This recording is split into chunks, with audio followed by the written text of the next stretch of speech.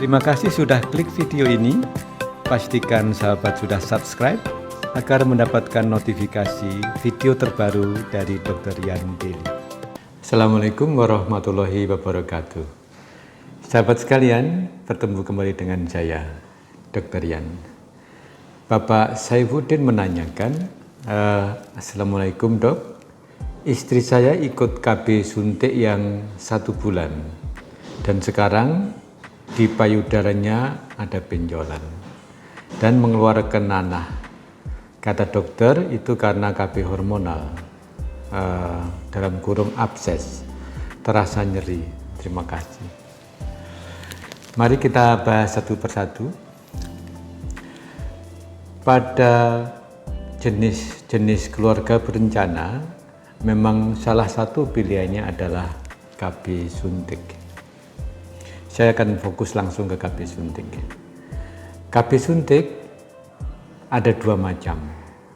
Yang pertama ada yang 1 bulanan, yang kedua ada yang 3 bulanan. Yang satu menggunakan depo progestin, satunya depo Provera. Nah, apa beda antara KB yang 1 bulanan dengan yang 3 bulanan? Pada KB yang 1 bulanan, wanita rata-rata masih bisa haid secara rutin. Dan suntiknya tentunya namanya bulanan, berarti suntiknya setiap bulan. Tapi pada KB yang 3 bulanan, setelah suntik beberapa kali, 4-5 kali, seorang wanita akan cenderung tidak haid. Dan sesuai namanya 3 bulanan, maka yang suntiknya tiap 3 bulan. Nah, itu perbedaannya. Sekarang persamaannya apa? Persamaannya adalah bahwa dua-duanya KB ini menggunakan turunan atau derivat hormon progesteron. Silahkan sahabat mengeklik lagi mengenai siklus menstruasi pada video-video sebelumnya.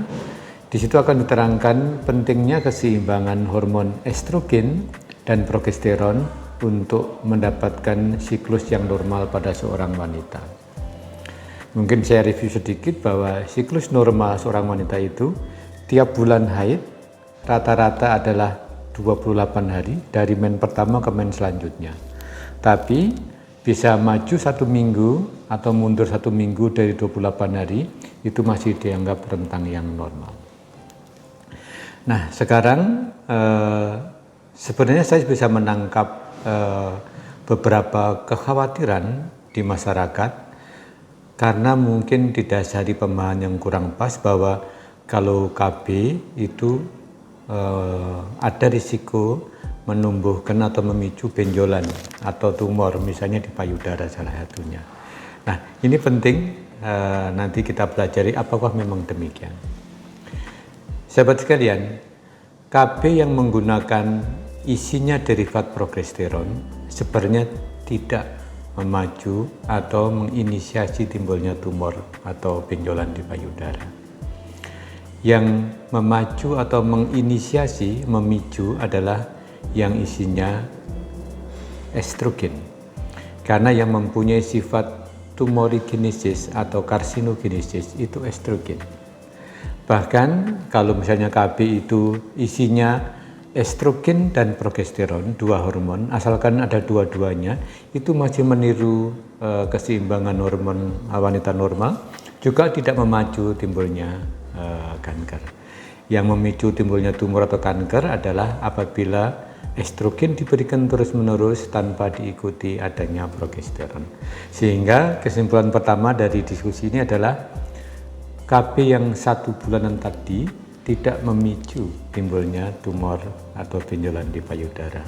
Tadi kan pertanyaannya demikian, KB 1 bulanan tapi kemudian timbul benjolan di payudara. Sehingga bisa dikonfirmasi bahwa dari penanya tadi bahwa benjolan di payudara tersebut tidak karena pengaruh KB hormonal. Yang kedua adalah tadi benjolannya adalah nyeri dan keluar nanah.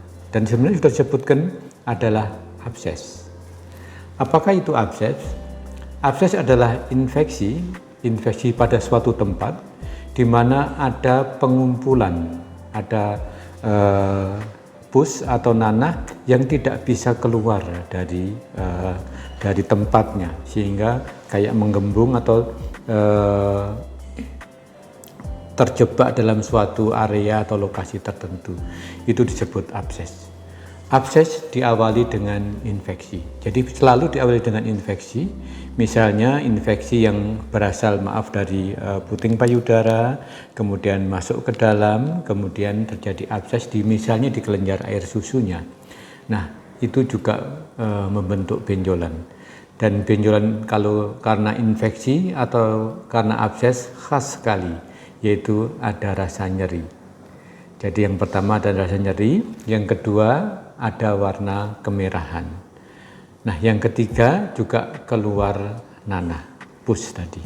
Jadi maaf istilah kita di dunia kedokteran, nanah itu disebut pus ya. Jadi keluar nanahnya. Dengan demikian dari pertanyaan tadi bahwa yang pertama bahwa benjolan di payudara tersebut tidak berkaitan dengan KB hormonal. Yang kedua, bahwa benjolan tersebut betul disebut abses, dan abses ini selalu diinisiasi dimulai dengan adanya radang atau infeksi. Secara tuntas sebenarnya pertanyaan tadi sudah selesai, bahwa yang terjadi adalah bukan karena tumbuhnya benjolan atau tumor yang dipicu oleh hormon, oleh KB suntik. Nah, saya mau menambahkan, ini pengertian umum biar tidak rancu adalah bahwa tidak semua hormon itu memacu tumor atau kanker. Karena di masyarakat sering sekali pemahaman itu tidak merata atau tidak betul. Artinya memakai obat apapun hormon jadi takut. Padahal ada yang bekerja secara berlawanan. Contohnya begini, seorang wanita, misalnya seorang wanita tersebut belum punya anak, kemudian gemuk badannya, kemudian ada PCO, contohnya polycystic ovarium. Tolong nanti bisa diklik di video mengenai polycystic ovarium, PCO atau PCOS. Nah, itu wanita tersebut estrogennya tinggi. Nah, pada kondisi yang estrogen tinggi berlama-lama, itu memang berisiko tumbuhnya suatu tumor atau kanker. Nah, kenapa saya jelaskan ini? Adalah saya ingin melihat kebalikannya. Misalnya, apabila seorang apakah hormon di dalam atau hormon dari luar itu tinggi estrogennya memicu tumor, tapi apabila ada yang menekan namanya hormon progesteron, maka tidak timbul suatu tumor. Contohnya adalah pil KB. Pil KB dari pemerintah, dari BKKBN, misalnya Microgynon, itu isinya adalah estrogen dan progesteron. Jadi pil KB itu membuat seorang wanita tetap haid, tapi tidak sampai memicu ovulasi, keluarnya sel telur. Dan itu dipakai sampai kapanpun, tidak menimbulkan atau merangsang timbulnya tumor atau kanker.